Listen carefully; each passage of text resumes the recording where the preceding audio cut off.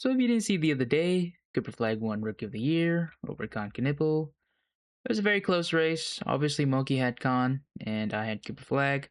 And today I just wanted to talk about Con Knipple.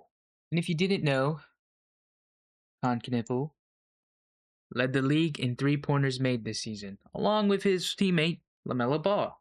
And today I just wanted to talk about Stephen Curry's 402 three-pointers made record.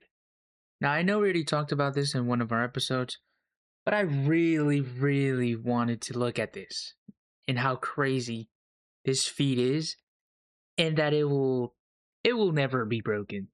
Because in the video or in the episode, we said almost every single record will be broken, and I think we came to a conclusion that this one is one of the records that will not be broken. I'm pretty sure. And I've been kind of on the fence on whether or not it could or couldn't. I now think for sure, as of right now, I don't think this record will be broken. At least in the next few decades, I don't think this record will be broken. And here's the thing: if we take a look at the 2016 Golden State Warriors, you can see Steph and Clay are the only ones with such a high volume, and the whole entire team as a whole is 31.6. And on top of that, if we go look at 2016, we can see the Warriors are obviously leading in three pointers attempted, 31.6. Now if we look at modern day, Warriors are still first, 44.1, but that is a huge difference. Steph has changed the game so much. Everyone on the team is taking much more three-pointers in the past 10 years. They're taking over 10 more three-pointers. And if we look at the Charlotte Hornets, they're averaging 43.3 three-pointers attempted. They're second. Here's the thing. The problem with this is Steph has changed the game so much that now everyone has to try and take, almost everyone, has to try and take a little more threes. That's just what they have to do. But on top of that, since everyone is taking so many threes, you get less threes to shoot. And I know that's not really entirely true, because LaMelo Ball is still averaging 10.3. Murray was at 11.2. To get to 11, or let's look at this, 13, like James Harden in his 2019 year, to be at a level like these guys, the team needs to be built entirely around you as the engine in offense. Steph Curry, 2016, unanimous MVP year. James Harden, 2019, he's averaging 40. Not MVP year, but pretty close. And I say this and I bring this up because if we look at Klay Thompson in 2016, the same as Stephen Curry's unanimous MVP year, if you look at the totals, he is at 276 three-pointers made. 3 more than Con Knipple this year. 3 more than Con Knipple this year. 4 more than LaMelo Ball this year. If Klay did that, he would be number 1 right now this year. And Steph had 402. And this is the thing. If you look at the team, nobody else is taking threes except for these two. And on amazing efficiency. We come back to these two.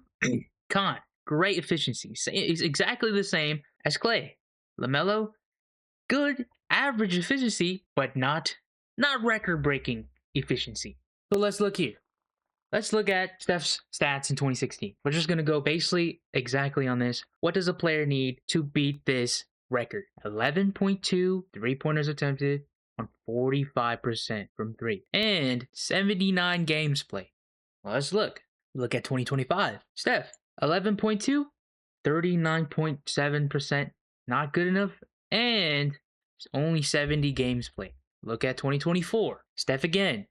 11.8 this time, but 40.8%.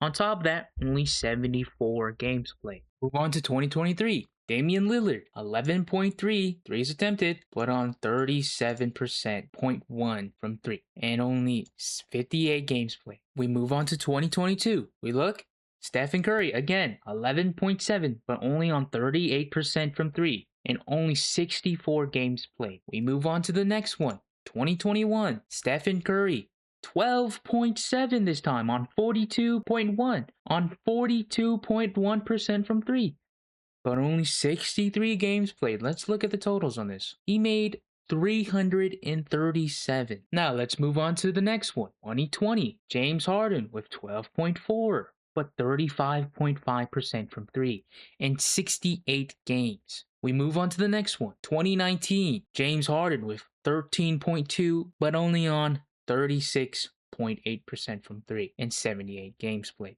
This is the closest one.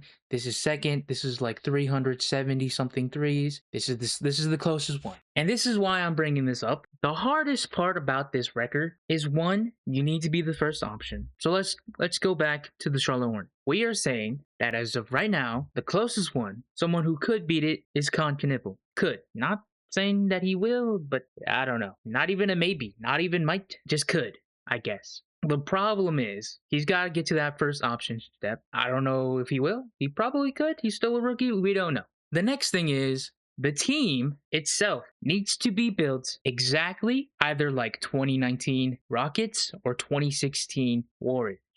2019 Rockets, you will get the most amount of threes. Probably not going to happen. 2016 Warriors, the entire system and the entire offense needs to be built around you and the second option. Again, probably not going to happen. Because we go back and we look again at the Charlotte Hornets, the amount of people taking threes, it's just not going to happen. You're not going to get to 11, 12. You could probably get to 10 because LaMelo's there. But the thing with LaMelo is, and this is also a team thing, is LaMelo kind of just throws shots up there. 2016 Warriors, the entire system is methodical. The entire thing flows around nicely. Steph and Clay are allowed to get to their spots. That's why, with efficiency, you need a good team as well. You can be a phenomenal player who shoots insane, but you also need that team to help you get to where you need to go. Now we look at Con, he has great efficiency, but it's not good enough. And he is not taking enough threes. And why is that? It's not because everyone else is taking all the threes, although that could be a factor, but it's also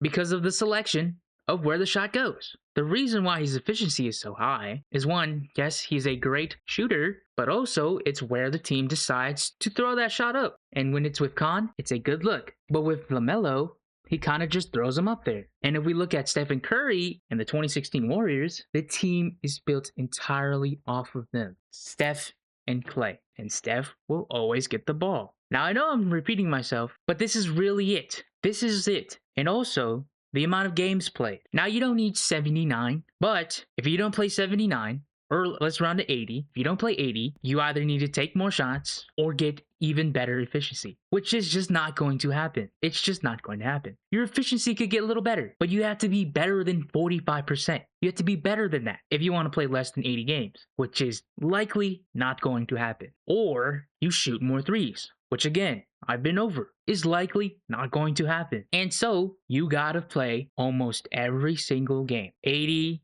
82. And the problem with that is Stephen Curry, the entire Warriors, they were going for the 73 record. They were going for that. And well, it was a mistake. They got tired in the postseason. They were exhausted. And although I know it's not entirely the reason why they lost, but it's a reason. Nowadays, I don't know if you would do that. I don't think you should. I don't think they would. You're not going to go for a record. You're going to play the best basketball. What does this mean? What does this have to do with anything? Well, what I'm saying is, now, the NBA, now the game is too fast. It's too quick. These players need more rest. They're not going to go for a record. They're not going to try to play every single game. They need to rest. That's the problem nowadays.